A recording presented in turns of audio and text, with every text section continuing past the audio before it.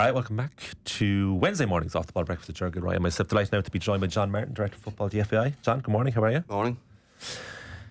Sold out 2026 for the men's national team, season tickets?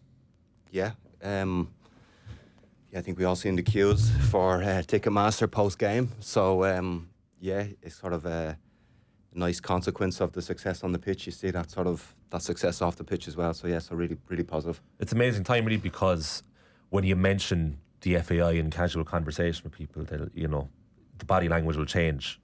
And now at the same time, we're seeing this ticket sales through the roof, and two things are happening at once here.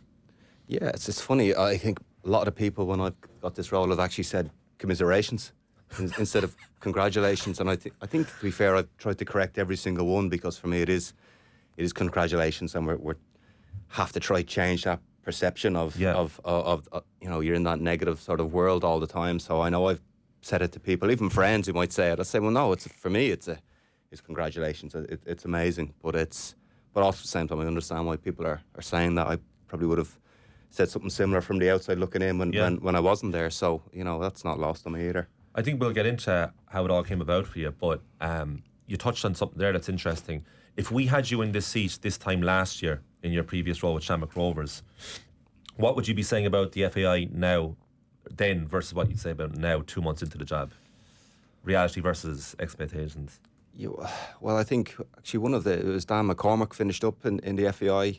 He made a really good comment. I felt that he said, look, the inner reality is different to the outer perception, which he said in the group just before he left, and it struck a chord with me.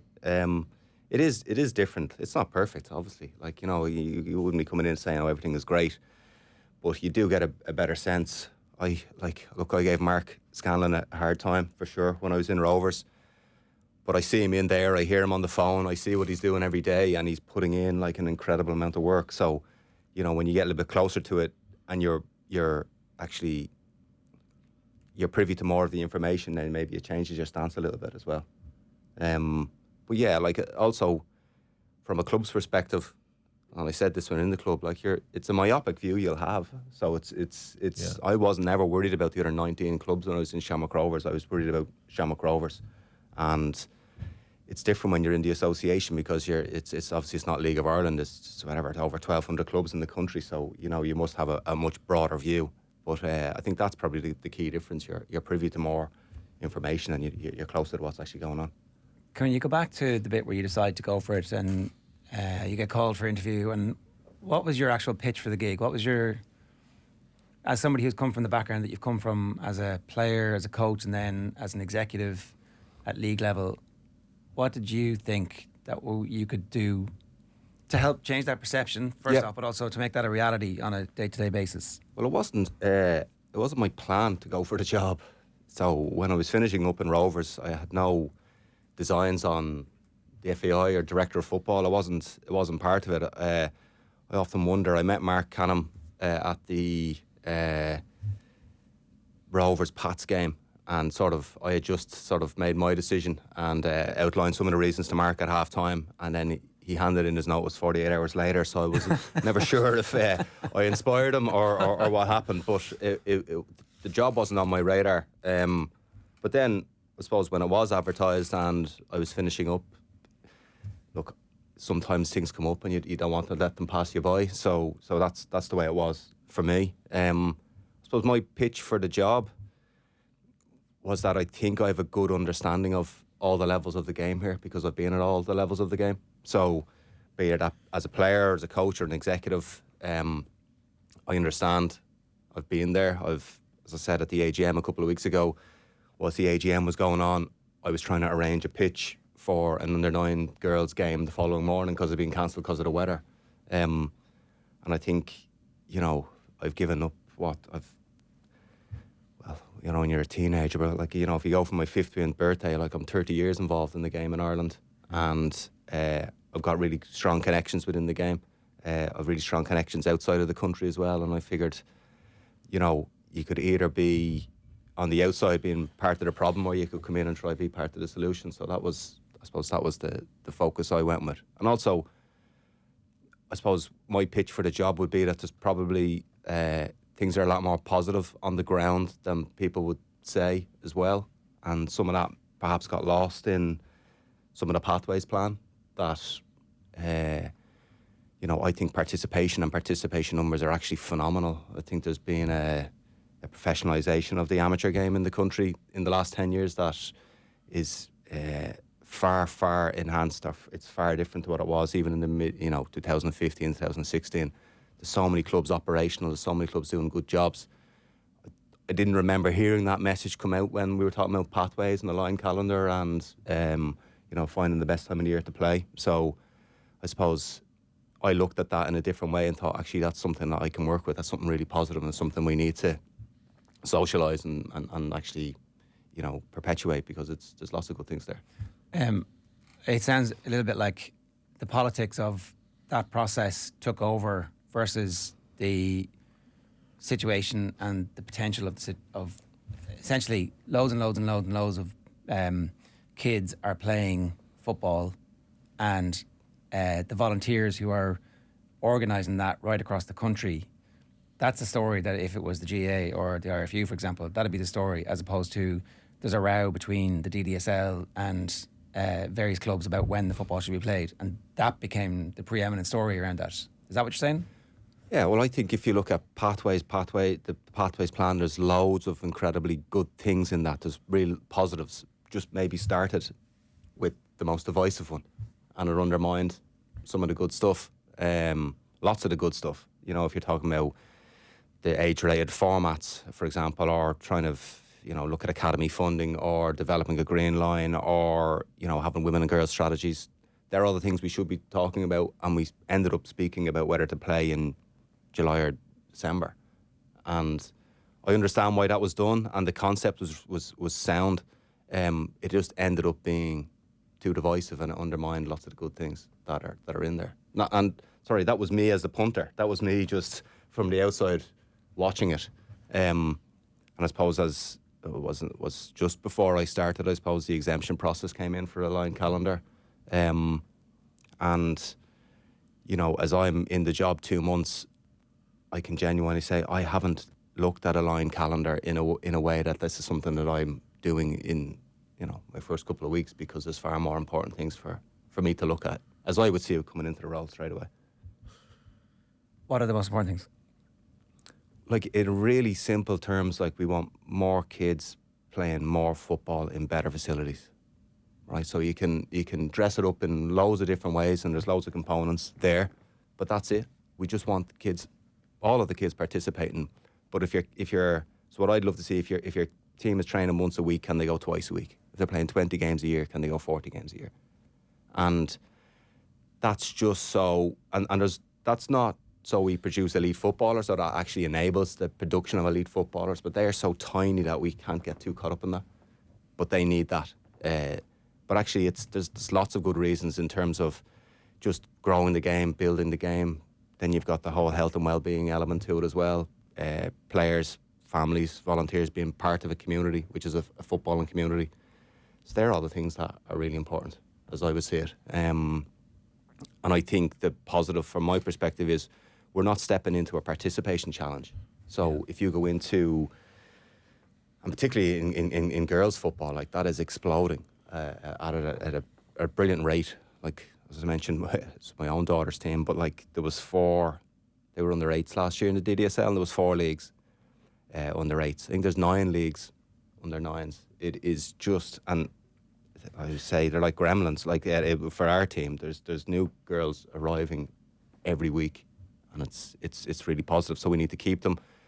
We need to make sure we can give them more, but ultimately they need to be doing that in a better facility that enables them to stay and keeps them longer. How confident are you that better facilities will be created? I would be confident because there's no excuse for not having them.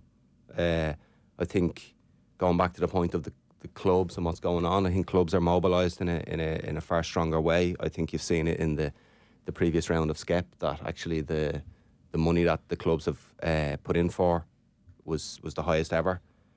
The worry We have to see the numbers, and it's actually not part of my remit, but something I just would be interested in. Yeah. What the drawdown of that number is going to be massive, and I think there could be a story within the drawdown. So, for example, if there was, I think it was 150 million given to soccer, what did they draw down? And if there's an issue with drawdown, how can we actually help unblock that issue? So I would have a worry there.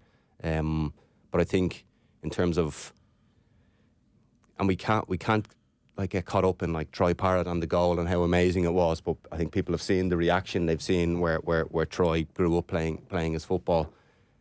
Like there should never be a disconnect between the benefits of providing good facilities and what that means for a community, because they're clear and obvious. They are the most clear and obvious things you could ask. So I can agree with that, right? But what's the actual strategy to make sure that the government and local councils provide, like, how do you? Because one of the things is that local GAA clubs and local rugby clubs and local tennis clubs have a tradition of professionals within the organisation who understand how to navigate the funding system. If you generally, up to recently, if you wanted lottery funding, you had to already own your pitch, which all the GAA clubs around the country, the vast majority of them do. And so they fill in the form and the lottery funding comes and suddenly it doubles and the parents are like, oh, that's great over there. That hasn't been traditionally the case with many of the local soccer clubs. So how do you go from that to a situation where it's it's a good question. There's a couple of ways. I think we have, rolled out Club Mark, for example, and working with clubs in terms of the requirements of what's involved in Club Mark from a governance perspective. But also, even over the last couple of weeks, I've had really good conversations with different local authorities. And really what they're saying is, they want to do it for soccer, but it's multi-sport is where we're at now. So really the advice or the conversations you would have with a local authority and a club itself is like, go with another partner. It has to be a partner, but like there's lots of sports as well. So, perhaps a GAA and a soccer club joining forces is maybe not palatable for some, I don't know. But, even look in Rovers in the training ground, which is like a link to Rosestown Sports Group. But obviously Rovers are there, but there's a snooker club there and there's taekwondo and, there used to be badminton and judo and lots of different things. So I think and you've seen that and even conversations I would have had at Rovers with different ministers at the time, it's like, it's multi-sport. But do it in a way that, you can actually bring more sports into your circle, into your club. And you see that in Europe a lot, like particularly, I know we were in Poland a couple of years ago. Like they are football clubs, but they are tennis clubs, table tennis, badminton, basketball, and they build a community. And I think that's something that we could look at and build and grow. But yeah, the days of a singular soccer club going out getting that soccer pitch is gone. So that's not going to happen. So, people have to actually to understand the reality of how to access money. And I think that's a role that the FAI have through Club Mark, through League Mark, and just actually by socialising the information and making it available to people.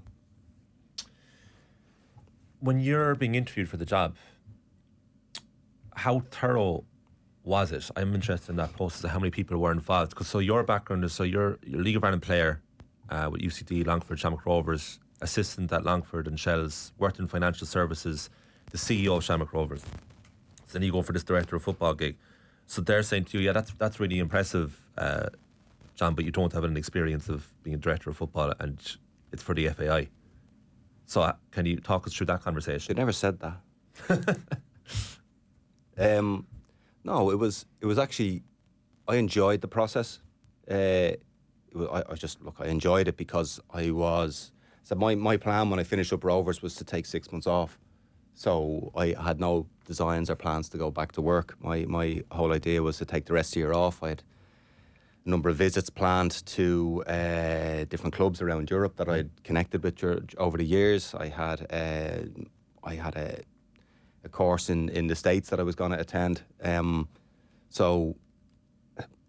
But I suppose after 2 weeks off of Rovers, I realised that maybe I wasn't really cut out for 6 months off. It didn't really suit me. But so I just did a lot of work on the role for the FAI. I spoke to a lot of people. I I had a really good connection in the UK, who would have done a lot of work on the technical side for the English FA and has worked in a couple of clubs in the UK.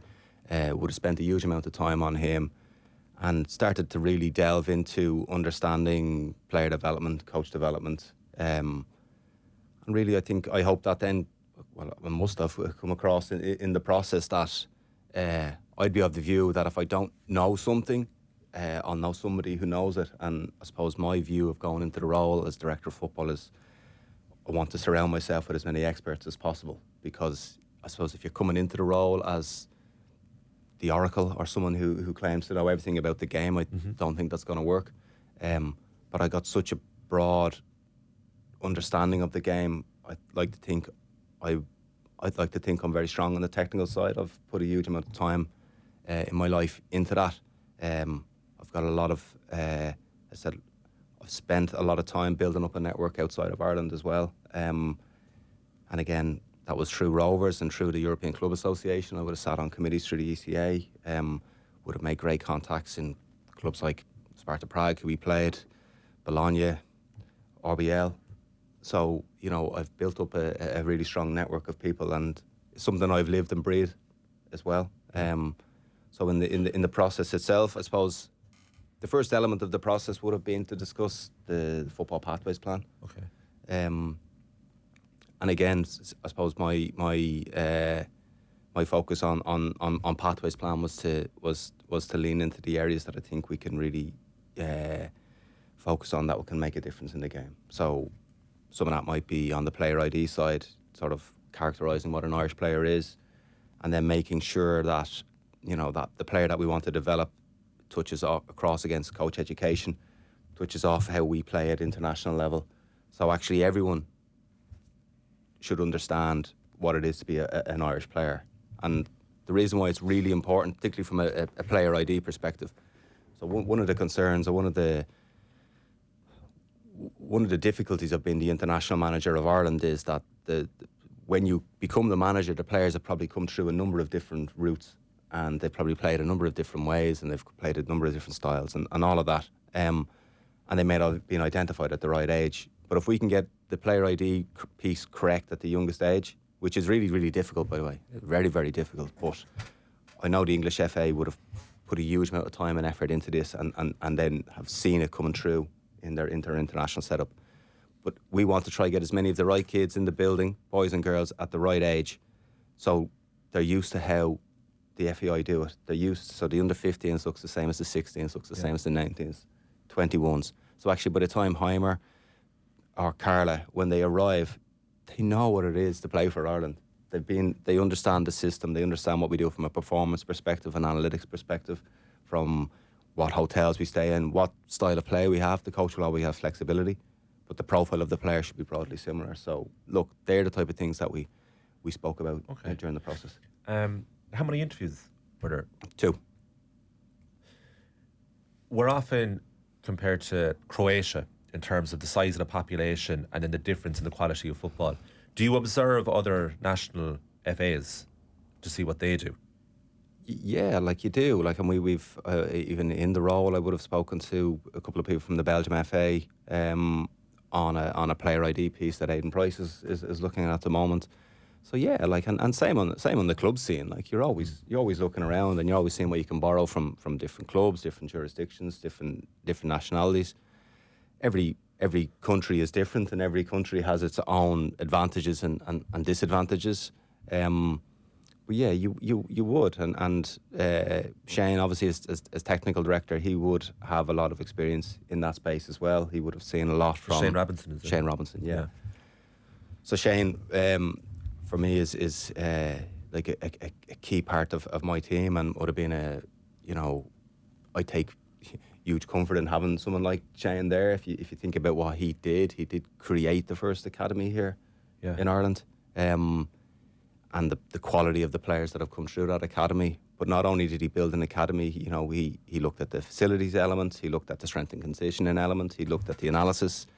He was bringing kids to Scandinavia 10 years ago to get benchmark data. Right.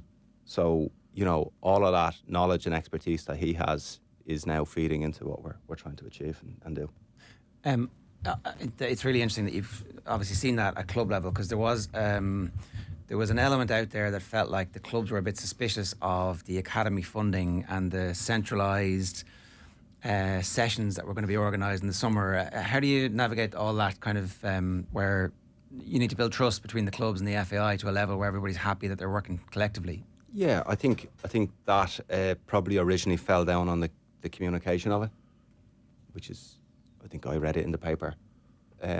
So that's what probably triggered some of the initial disappointment when you got under the hood of what the MPP was, what it was trying to achieve, which involved a number of meetings between club representatives, the National Leagues Committee, the relevant stakeholders in the FAI. You get to a position where you're like, okay, yeah, we can get behind this. And then any player that came through, and you always have to bring it back that it is about the players. Like, it's not about CEOs or, you know, managers or academy directors. It's about the player.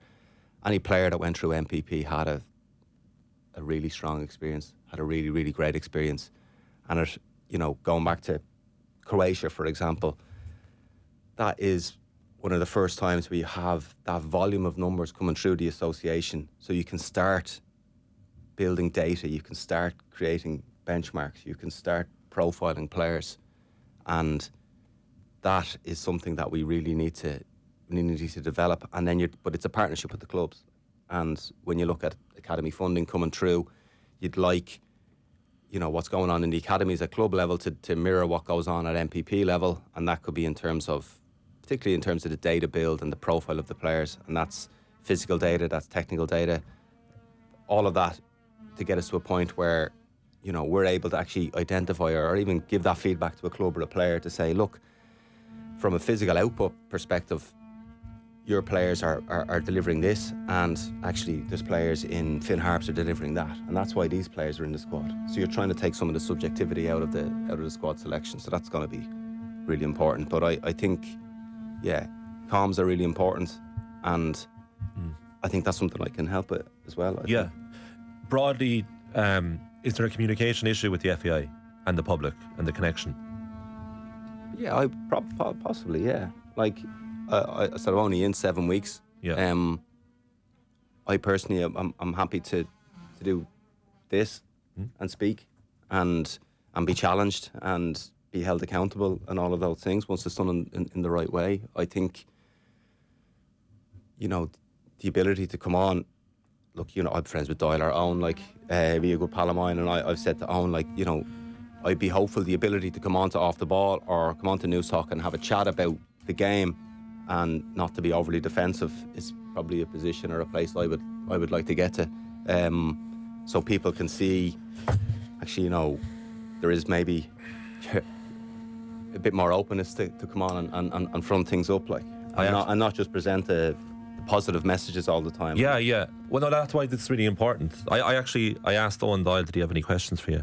And he said, ask him if it's true, with all his success within the game, especially considering his most recent appointments, that his best achievement to date is that he used to give me a lift to training. I read this chronologically, thinking it was going to be a serious question. But what I did want to know is, having read the remit when you were announced in September, I was wondering how the first 2 months went. Has anything surprised you? I didn't expect to be Portugal last week, so that was a surprise, or 2 weeks ago. Don't know, like, it's funny. Like, I just walked into the FAI on the first day, and then after the first day, that was just a place that I worked, and I showed up for the second day, and it's a place that I worked. So I wasn't. Similar when I started in Rovers. I think maybe that's from playing and coaching. You're a bit more transient in that you move from club to club, so it just became the place that I worked. So, no, the big change for me was, like, there was just more people in the building and more people around me. Like, kind of probably in Rovers, it's a smaller team in the office. Like, it's a smaller business. So I suppose what surprised me, even though I should have known, is there is a lot of people working in the building. There's lots of people that I would have known from the game over the years. So that was a really nice thing, that you're in there, you're meeting the people, be it like Fran Gavin or Ger McDermott or Aidan Price or, you know, Stefan Kapersky, who runs on the Connect side, who I'd know because our daughter's playing the same team. So there's stuff like that, that would be genuinely my surprise of, oh, this you're part of a company again, and there's lots of people around the building. Yeah. On that though, right, and this is the bit where it must be very difficult at the moment. There is that process of the voluntary redundancies, which may end up in some people having to leave if they don't meet the number of voluntary redundancies. Do you have any involvement in deciding which of the areas? Because it's been sold as a transformation project, and I understand you have to have a plan into the future about how your department is going to be staffed up, and if that will be in areas that you need it, or how long it's going to take you to get to the point where you will have the teams that you need in place. So look, the transformation project would have been, I suppose, ongoing for 18 months, I think, before I started. Something I would have had to come up to speed on really, really quickly within the first week to try get a level of comfort with the structure and what we were hoping to achieve. Which I am, and which I fully understand, and I can see how it's going to work. I was really conscious of coming in. Like, I suppose we had a town hall a number of weeks ago, which you're probably aware of, where staff were sort of told. Like, I was really conscious of the fact that it was probably the first time lots of people would have seen me, and you're presenting org charts and their role may not be there or in a different colour, which is awful. Like, it is true, not for me, for them. I come in, I'm new, my job is secure, and I'm telling them in the first time I've met a lot of them that their job isn't. That's awful. I think that should never be lost. I don't know anyone who would not have a level of compassion or empathy towards that. But it's still only words. So, there's still a negative outcome potentially for people at the end of that. But the process, the process is ongoing. So again, the voluntary redundancy piece closed 10 days ago or so, and people have started to exit the business. It's when that piece is finished, we're into redeployment, which all of the roles and all of the job specs which are completed now will be advertised over the next week or so, to give staff an opportunity to see all those, to decide what roles they think they would be a good fit for them to apply, with a view to then making, we'll then see where we are in January when we go through all of the recruitment processes there. And then it really, I suppose you don't want to preempt a recruitment process or prejudge a recruitment process.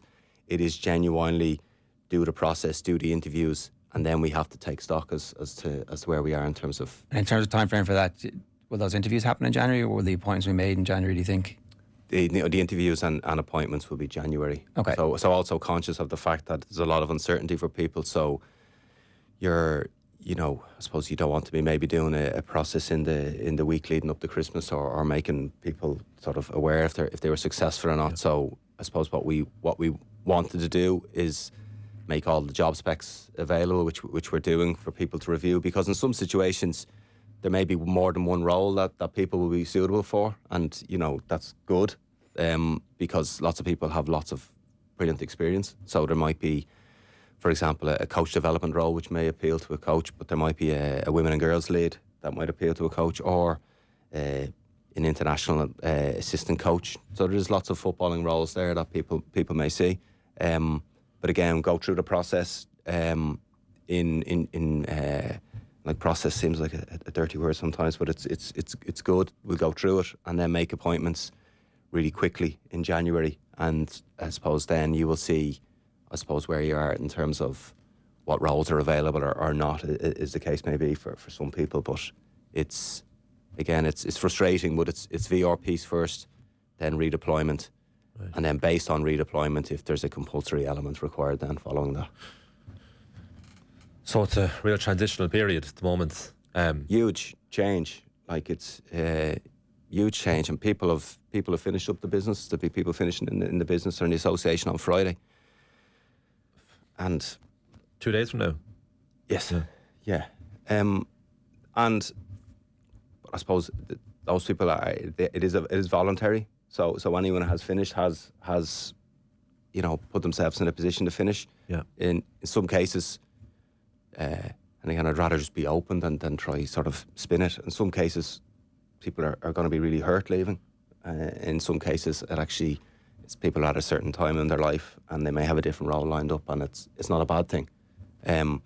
But it would be, I couldn't turn around and say, oh, everyone's happy that they're leaving, because that would be just not correct. But there is some people who have enjoyed their time in the FAI, are taking this opportunity and maybe moving on to something else, and then there's other people who are maybe not so fortunate. So that's where we're at on that one. Sounds like an inappropriate question considering the people you just mentioned, but how is morale in the FAI? I guess it's really low. So again, like, I have to separate like how I feel personally versus what the feeling would be on the ground, and like how, like, for me to come in now and say, oh, morale is fantastic, when 100+ people would have got letters to say that their roles are at risk, is just couldn't say that, because it's not true. So morale is really low. People are really worried. People are upset. And I can't. I'm not going to spin that like in a different way. If I'm to like put my, Styler calls me a company man, like a company hat on, like for a sec, the counter piece that is, there is a number of roles, there is a number of specialist roles. There will be lots of people in the organisation moving into those new roles, which will be clearly defined, which will be part of a strategy, which will be KPI'd, all that corporate jargony bullshit stuff, but good. That actually a very clear sort of way forward for people and the staff. So again, I'm reluctant to be leaning in and talking about, oh, this is a positive because of what people are actually going through. But the roles, as I would see it, and the type of roles and the profile of the people we want, that's a good thing for Irish football. It's just a bad thing for people in the short term when we're going through the process. Yeah.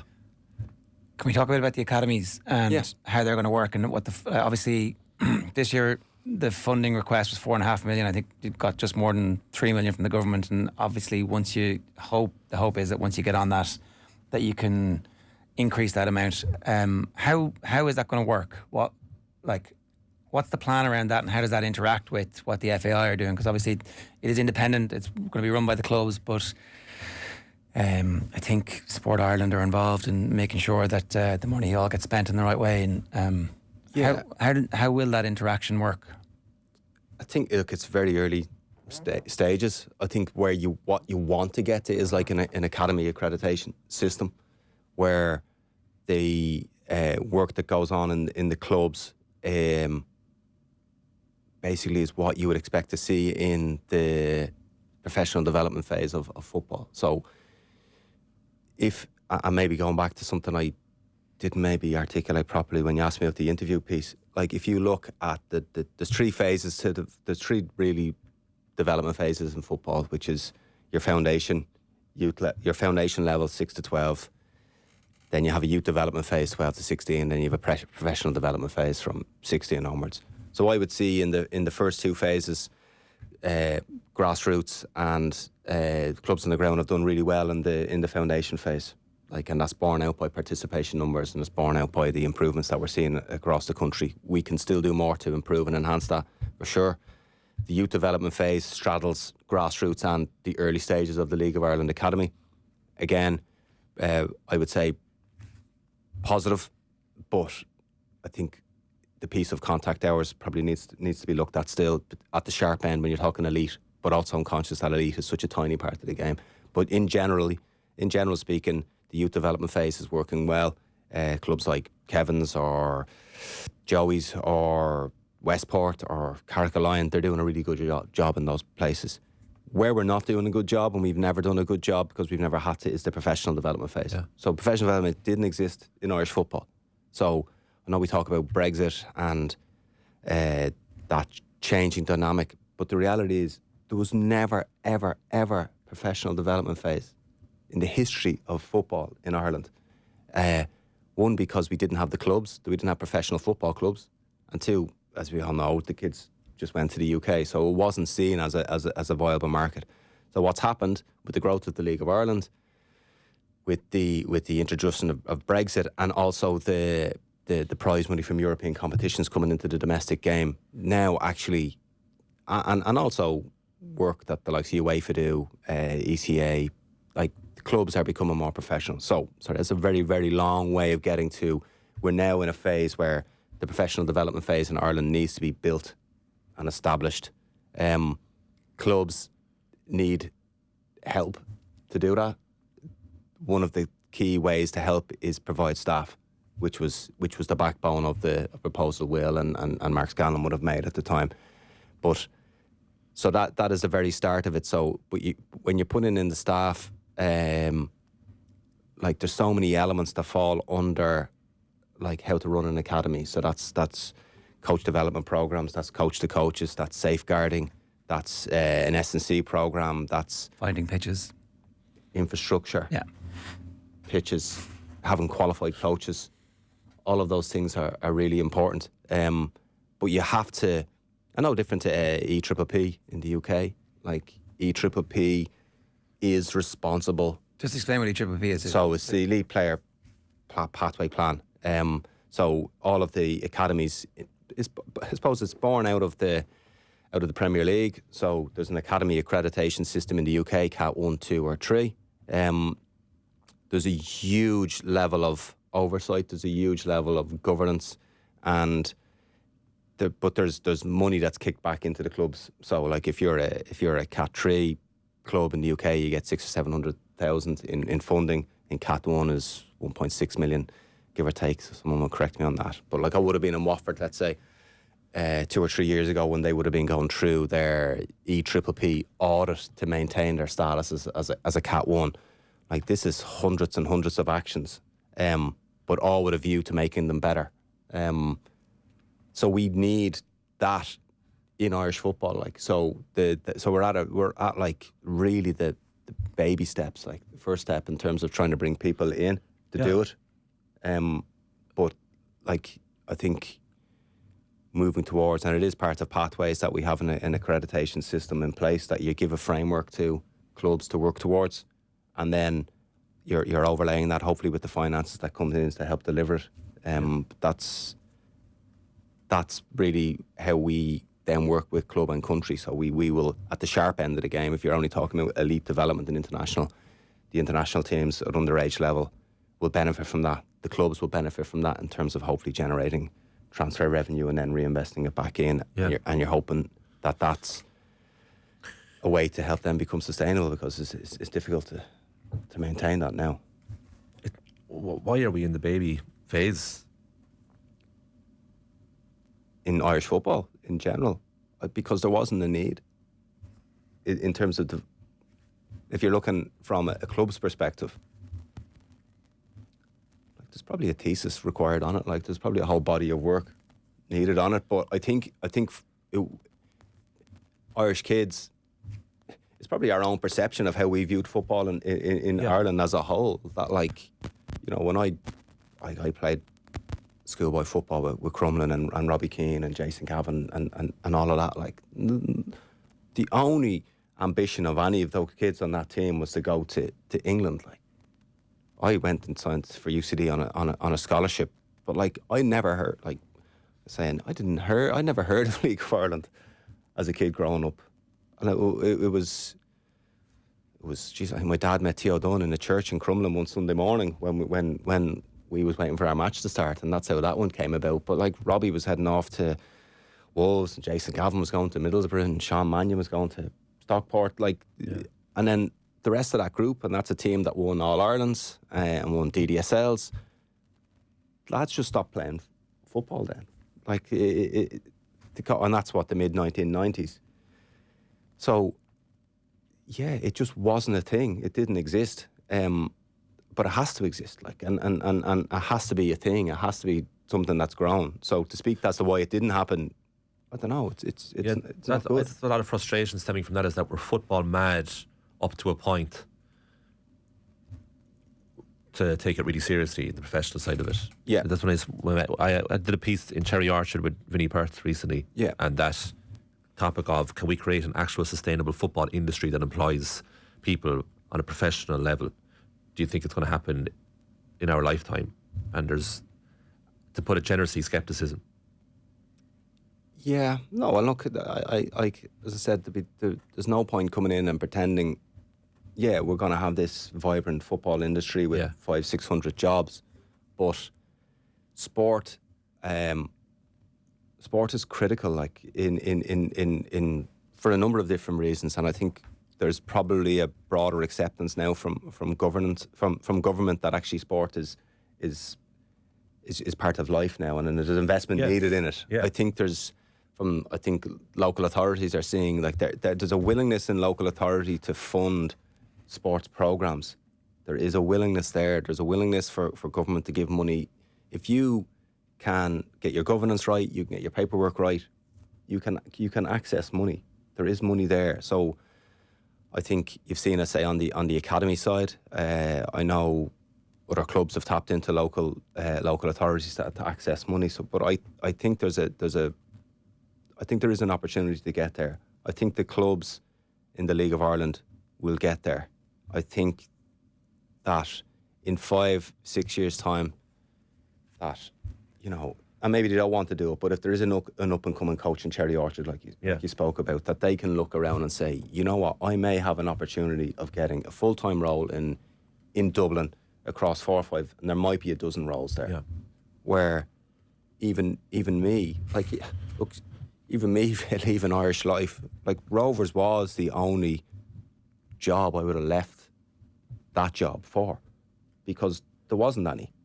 But since I did that, then sort of shells have come on stream, and like they've a CEO now, and they're appointing a COO. There is, I would have been close to Ciara down in Treaty, like, and Ciara's come in as CEO, and she's moved on now, and they've appointed a new CEO, and the term CEO is now a new thing in League of Ireland. And now COOs, I know Daniel's a COO, but Daniel's everything. You know, you're starting to see that now. You're starting to see more employment opportunities, and you're going to start to see more full-time roles in academies. And we can't compare ourselves to England because they're very, very different. But actually, there's the number of coaching roles in the English system has grown like exponentially, like 100x. Over, you know, maybe a 15-year period. Yeah. So that's what gives you hope that actually, if you can have a proper framework with governance around it, then actually there is a potential to add people in. We're out of time, so I just have a few quick fire ones for you. Big discussion last week in the aftermath of the heroics in Hungary is what's happening with Heimir Hallgrímsson now. Do we give him a new contract right now? Do we wait till next year? What's the plan? Plan is to sit down before Christmas and go through what 2025 looked like, similar to what we did with Carla. Did the first piece with Carla, and we'll do the second piece after international camp. Look, I think, you know, what the good thing about Heimir is everything. This is all real positive. This is a positive conversation. I'm not trying to have him to deflect away because we've had bad results. I think, as the man himself said, let's not turn a positive story into a negative. So the way I would see it is, you know, if you go back to September before we played, it was the first game in Hungary. Like, in theory, he possibly had less left on his contract then than he does today. So, you know, that's a positive because that's because of the results. So I would say that it's all really good, and we'll sit down with him before Christmas, and we'll see how we get on. You like him to stay? I just really like him. I think he's done fantastic. I think if you look at some of the results and also the underlying data, which is also really important, if I have to throw a few stats, I think we'd won 2 out of 16 Nations League games before him, and he's won 4 out of 8. We'd never won away from home in the Nations League. He's won 2 of them. We hadn't beaten a top seed in a qualifier in 10 years. He's done that. We hadn't won away from home against the second seed in 7-8 years. He's done that. So again, and again, if you look at, I know people hate XG or they criticise it, but if you look at the Hungarian games, not only did we take 4 out of 6, we absolutely dominated in terms of from an XG perspective. Just one more here from Sean on YouTube. We're expecting 5% for Czechia away, which equates to 900 odd tickets. Is there any hope that the Czechs might budge over this? What they can't, I suppose, is what I'd say. So I think I might be coming out of my lane a bit. I can't I can't see a scenario where they're going to voluntarily change that 5%. It is very much a minimum. I've had 900 requests already, so those tickets are gone. Just personally? Just personally, yeah. I did hear from someone genuinely that I played with and hadn't heard from since 2001. I don't know where they got my number, but I did get a message saying congrats on the new job, and while I have you, could I get 4 tickets? Actually, they wanted, which was good. Yeah, no hassles. Yeah. There is a request from Heimir to. Is this in your lane where the away fans are in the Aviva? Are you in? No, well, in principle, I'd agree with him. Yeah, I'd agree with him. I know Sean and Cabinet and Barry are looking at that at the moment. It's not straightforward, but in an ideal world, yeah, you wouldn't even let them into the stadium in an ideal world. But if you could find a way, because I was in Hungary, and my God, we were parked away right in the top bin. So yeah, he is right. But I suppose when we're trying to move them, then you're looking at displacing season ticket holders. Yeah. All of that. So Complicated. It's complicated. Yeah. What's the current prize money for winning the Premier Division, League of Ireland?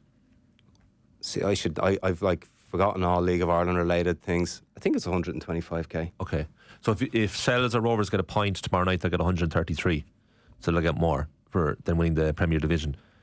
Will that change? I don't know. So, again, look, I'm not throwing Mark under the bus. It is a question for Mark, who has full responsibility for the League of Ireland. What you would say is you absolutely want it to change. It can only change if we can grow the commercial revenue into the league, if we can grow broadcast revenue into the league. So they are the two big ticket items. Yes, you want it to be more. You also want to be a situation where actually there's the association is doing a lot better in general. So, there's elements where the league needs to generate it itself through its own performance, but then, like anything, you would like it to be subsidised. And I think the prize money is more important in the women's game than the men's game in Irish football at the moment, because I think that's something that actually would be more impactful given the cost base for a lot of the clubs. So, Sorry, I know we have to go on the women's game. What's happening with Eileen Beeson at the moment? In what sense? In her situation, she remains an employee with the FAI. Yeah, she remains. So Eileen works in the FAI. I know there's an ongoing legal matter, which again, it's not something I can go into. But I work with Eileen. We went for lunch actually 2 weeks ago. I paid, so she owes me lunch. Got on really well. And she's around the office. I see her all the time. So yeah, she's someone that, again, going back to the point of what was surprising, knowing people and seeing people around the office, and I think we watched one of the under-17 games in the canteen there a couple of weeks ago. Yeah, so look, I've gone on really well with her since I've started. Sound. That was great. Thanks a million for coming in. Confident for the Czechia game? I think, like all of us, we feel like you've got a bit of a template or a blueprint from the previous games. It's funny the way your confidence level changes. Like, didn't mind who we got in the pots type of thing. But I think they're of a similar level and a similar standard, and they've no real standout as we would see it at the moment. Schick, I know he scored last night, would be maybe he's pretty good. That's it. He's pretty decent. Yeah. But so's Troy Parrott and Evan Ferguson and the players we have as well. So yeah. All right, John, great stuff. Thanks a million for coming in. No